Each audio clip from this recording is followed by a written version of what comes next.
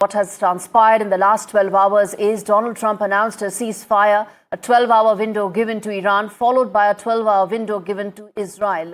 That 12-hour window is going to expire very shortly. And before that, there have been a barrage of missiles that have been coming into Israel. Our reporter Ankit Tyagi has been getting us all details of how things are shaping up on ground as Iranian missiles continue to strike several Israeli cities. Now, what happens going forward from here on? Is diplomacy really going to have a shot? And more importantly, what does this mean for the entire region and America's role? Let's get in quick, important voices to talk more on this. Bill Drexel of Hudson Institute joins me on the broadcast, along with Daniel Block to also talk more about what this means. Daniel Block is the senior editor at the Foreign Affairs magazine.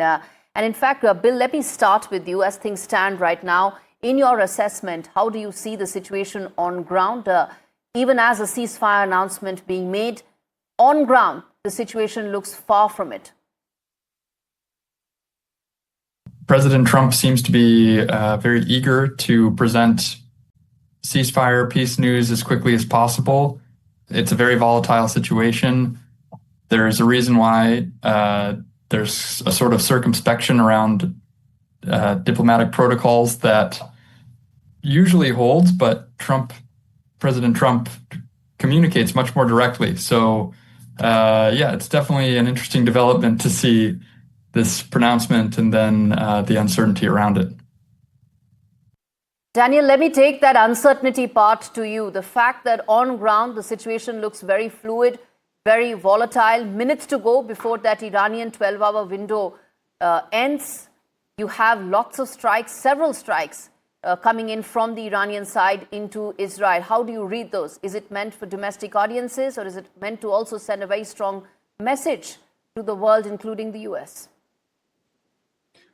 Well, first I want to say I think Bill is exactly right. The US president likes to announce peace. He likes to announce that he's struck deals.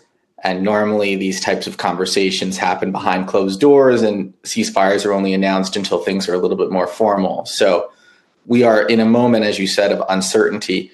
As far as the Iranian attacks, my guess is they're intended mostly for a domestic audience, as well as to some extent for an international audience. They want to have the last word in many ways and end with a punch after having had their military capabilities degraded to a significant extent. Whether they get to have the last word, of course, remains to be seen. There are Israeli casualties from the most recent attacks, and the ceasefire is fluid. I mean, as we've said, as Bill was saying, there's still a lot of uncertainty on the ground. There are casualties taking place. There is uncertainty on ground. Bill, which brings me to ask you, was this ceasefire premature?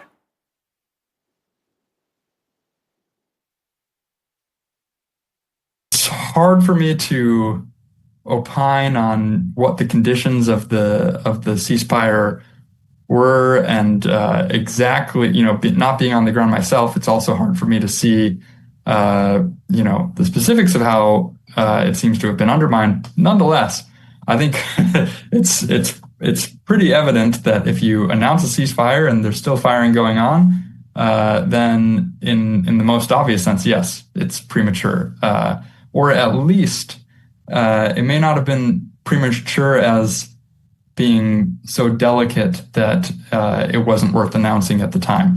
There's a kind of a spectrum of possibilities, but it continues to be a dynamic situation, and we'll have to watch any pronouncement of ceasefire closely for ways in which it may not hold. Indeed, the ceasefire, as Bill is saying, may have been premature because on ground the situation looks far from actually being primed for a ceasefire. Daniel, what about some of the other aspects of ceasefire, which is what America has been saying, that Iran needs to come back to the negotiating table? Do you see that happening? Because the messaging from these strikes indicate that the Iranian regime is not going to be seen to be cowed down by America. But what about the negotiating discussions regarding the nuclear program? Well, I think it could cut both ways. I have seen some reporting that suggests the Iranians offered to return to the negotiating table. as part of agreeing to a ceasefire. Whether that's true or not, I don't know. We don't know yet. But the Iranian incentives right now cut both ways. On the one hand, you could construct an argument that it makes a lot of sense for them to return to the negotiating table because they've lost so much militarily in this war. Like I was saying earlier, their capabilities have been seriously degraded. And, they're under a pretty intensive sanctions regime. So maybe in the face of all that, it makes sense for them to return to the negotiating table to see if they can get some more space and time and maybe sanctions relief. On the other hand, you can see the Iranians saying, well, clearly our system of deterrence has failed. We're very vulnerable to Israeli and US attacks.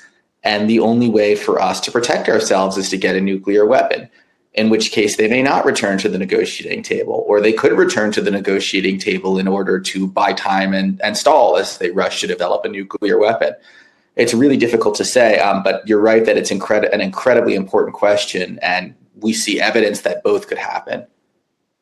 Bill, come in there. Do you see that the Iranian calculation could also be on the other side, which is, as Daniel's saying, that who knows, they could double down on this nuclear program and defy all those announcements that have been made by the Trump administration, which has said that the Iranian nuclear program has been completely decimated?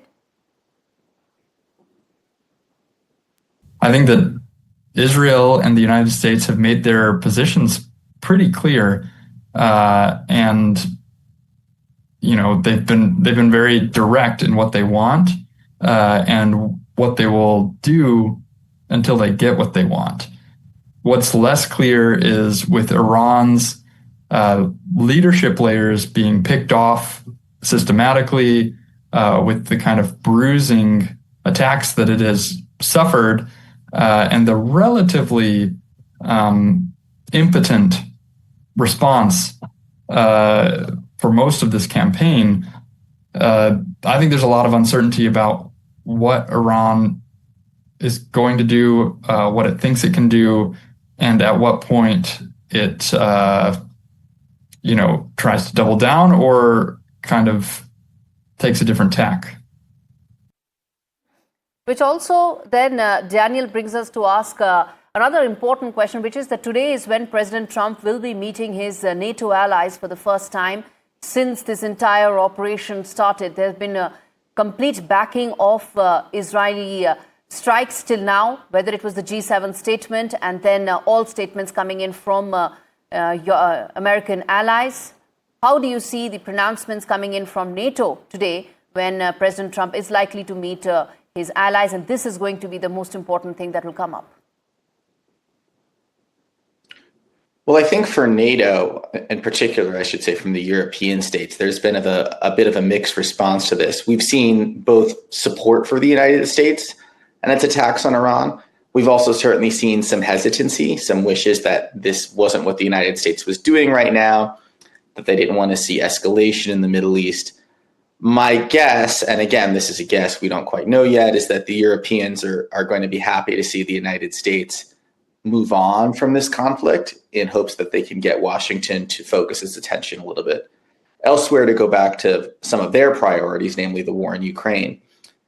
But, until the meetings really get going and until we have a sense of what people are saying, it's going to be hard to determine exactly how they feel about all of it. It's going to be very hard to predict there, but NATO commentary is most certainly going to come around the Iranian nuclear program. And final question to you, Bill, which is about America's role in the Middle East, something the Trump administration worked very hard to extricate itself from, but it looks like it's right in the middle of the Middle East, as they say.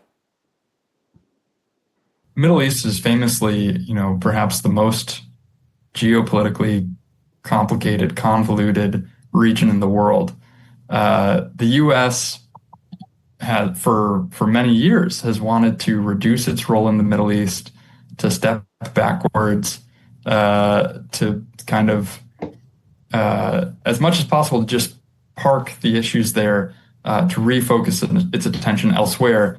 And successive administrations, and every year within each administration, somehow the Middle East keeps coming up as this area where the United States has strong interests that it needs to defend, has allies that it needs to support.